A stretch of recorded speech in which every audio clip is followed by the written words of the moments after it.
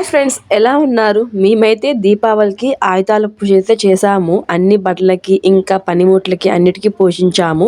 మా కష్టం అంతా ఇంత లేదండి, వర్షం పడింది. ఆ వర్షంలోనే మేము పూజ చేసుకున్నాము. మెయిన్ మా మామయ్య అయితే అంతా తడిచిపోయి వర్షంలోనే బండ్లను బాగా పూజించి పెట్టాడు. ఇంకా మా మామయ్య అయితే ఒకప్పట్లో అందరినీ పిలిచి భోజనాలు కూడా పెట్టేవాళ్ళంట, ఒక 10 మందిని అలా పిలిచి. ఇప్పటికైతే ఇలా వర్షంలో సింపుల్ గా కానిచ్చేసాం. ఆయుధాల పూజ అంటే మన కష్టానికి సహకరించే ఏ సాధనాలు కూడా కానివ్వండి, ఇలా వెహికల్స్ కానివ్వండి, ఇంట్లో పనిముట్లు కావండి, మన కష్టం ఏదైతే ఉందో దానికి పూజిస్తూ కృతజ్ఞత చెప్పుకోవడం. ఇది విజయదశమి తర్వాత వచ్చే రోజు చేసుకునే పూజ. రాముడు రావణునిపై విజయం సాధించిన తర్వాత ఆయుధాలను ఆరాధించినట్లు మనము మన సాధనాలను సత్కరిస్తాం. ఇలా చేయడం శుభం, సఫలితకు సంకేతం. మన పని మీద మనం గౌరవం, కృతజ్ఞత మనలో పెంచే అందమైన ఆయుధాల పూజ. మరి పండగ రోజున మీ ఇంట్లో ఆయుధాల పూజ ఎలా జరుపుకున్నారు? కామెంట్ చేసేయండి.